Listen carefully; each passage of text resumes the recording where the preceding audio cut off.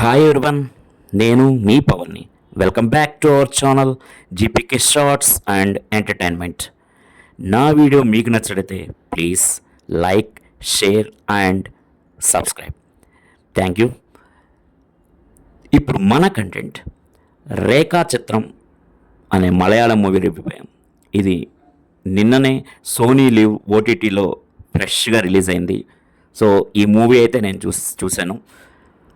So anyway, ఈ movie యాక్చువల్గా థియేటర్కి జాన్వరిలో రిలీజ్ అయ్యి అండ్ 10 crores బడ్జెట్ పెడితే 50 crores కలెక్ట్ చేసింది భయ్య.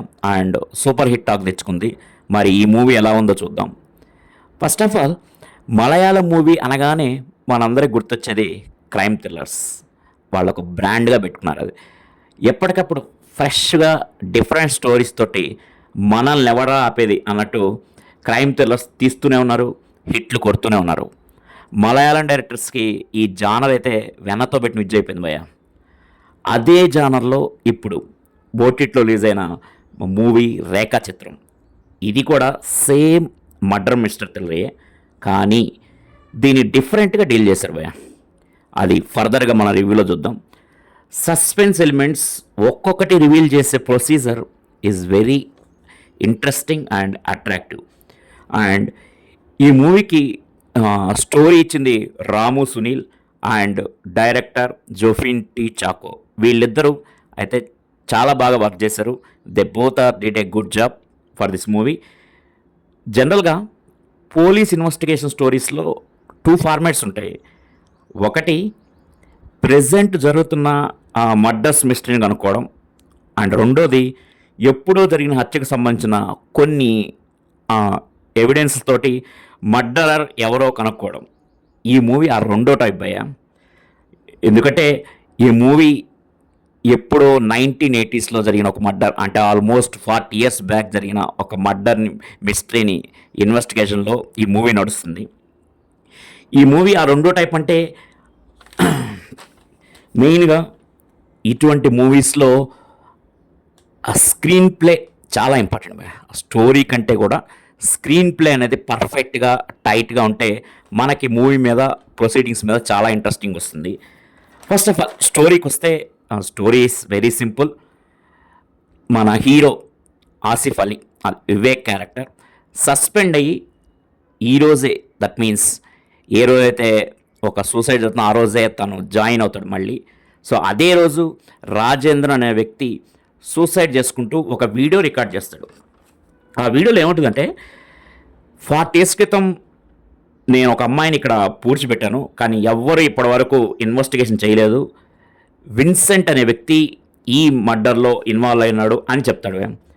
అండ్ ఈ కేసుని మన ఆసిఫ్ అలీ డీల్ చేయాల్సి వస్తుంది. సో తను ఎక్కడైతే సూసైడ్ చేస్తున్నా అక్కడ పోయి తవ్వి చూస్తే ఒక యువతకి సంబంధించిన ఎముకలు, పుర్రె ఇవన్నీ దొరుకుతాయి.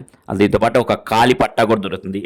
సో అలా చనిపోయిన ఆ యువత ఎవరు 40 years బ్యాక్, అండ్ ఆ యువతి ఎవరు చంపారు, అండ్ రేఖా అని యువత ఎవరు. అండ్ అదేవిధంగా ఇంకా కొంచెం ఇంట్రెస్టింగ్ అంటే, ఆ 1980sలో మమ్ముట్టి మూవీ షూటింగ్కి అండ్ ఈ రేఖాకి, ఈ హత్యకి మధ్యలో సంబంధం ఏంటి అనేది చాలా ఇంట్రెస్టింగ్ ప్రొసీడింగ్స్ ఉంటాయి. అదే రిమైనింగ్ స్టోరీ. ఈ కేసులో వివేక్ ఇన్వెస్టిగేషన్ చేసినప్పటి నుంచి ఎట్ ద వెరీ ఫస్ట్ 5 minutesలోనే మనకి స్టోరీలోకి వెళ్ళిపోతుంది అండ్ ఇన్వెస్టిగేషన్ వెళ్ళిపోతుంది. సో మనం కూడా వివేక్ క్యారెక్టర్తో ట్రావెల్ చేస్తాం భయ్య. బిగ్ షాట్ అనే విన్సెంట్,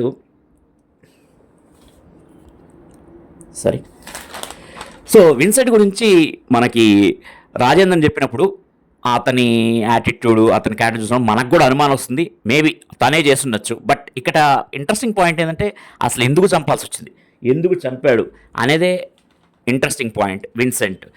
అండ్ స్క్రీన్ ప్లే రేసుగా లేకపోయినా, ఎందుకంటే జనరల్గా మనకు తెలిసిందే మలయాళం మూవీస్లో కొంచెం స్క్రీన్ ప్లే అనేది స్లోగానే ఉంటుంది రేసులు. బట్ ఎక్కడ మాత్రం స్టోరీ అయితే డైవర్ట్ కాదు.